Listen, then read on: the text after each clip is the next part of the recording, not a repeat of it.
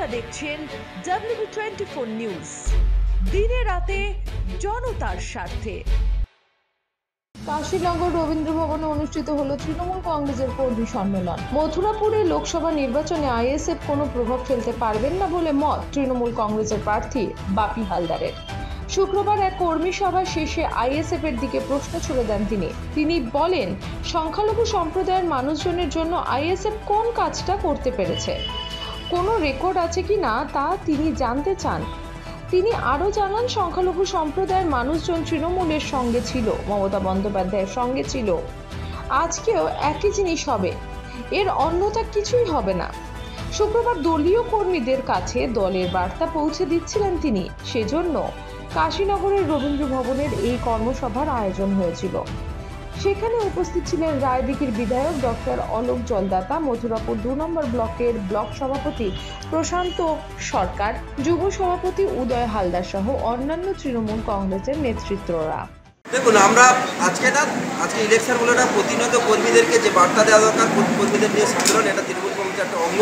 সেই অঙ্গ হিসেবে আজকে তাদের সাথে আমরা আলাপ আলোচনা করলাম। আজকে মথুরাপুর 2 নম্বর ব্লকের সকল কর্মী, বুথের কর্মী, অঞ্চলের কর্মী, ব্লকের কর্মী, ব্লক কমিটি, অঞ্চল কমিটি সকলকে নিয়ে আমাদের এই ব্লকগতভাবে একটা আলোচনা সামনের ইলেকশনকে সামনে রেখে আগামী দিনে ওদেরকে বার্তা লিখলেন।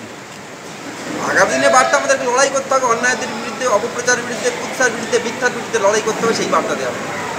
এখনো পর্যন্ত বিজেপির তরফ থেকে প্রার্থী ঘোষণা হয়নি, তারা প্রার্থী পাবে কি পাবে না বা কী করবে এটা সম্পূর্ণ তাদের ব্যাপার। আমরা আমাদের মতো করে তৃণমূল কংগ্রেসের যা সংগ্রাম, সেই সংগ্রাম করে যাবো। আমরা বলছি সংখ্যালঘু ভোটে ভাগ।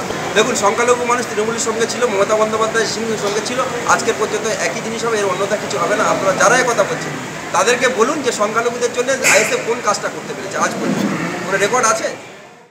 রায়দিঘি থেকে তপন কুমার দাসের রিপোর্ট, WB24 নিউজ। দেখতে এলাম নতুন সংসার, বড়ি তো এখন সব তোমার, মা হয়েছে পর। কিন্তু ও যে বড্ড ভালো। কিসে ভালো হলো? আসুন মা, খেতে বসুন, লাঞ্চ আপনার রেডি।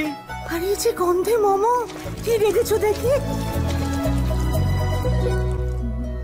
তো স্পেশাল চিকেন কারি, অসাধারণ স্বাদ। আসলে তো সানরাইজ চিকেন কারি মশলা, গোল্ড বাজিমা। আশীর্বাদ নিও। সানরাইজ চিকেন কারি মশলা, যোগ যোগ জিও। আমাদের খবর যদি আপনাদের ভালো লেগে থাকে তাহলে এখনই আমাদের চ্যানেলটি সাবস্ক্রাইব করুন এবং নোটিফিকেশন পেতে বেল আইকনটি প্রেস করুন।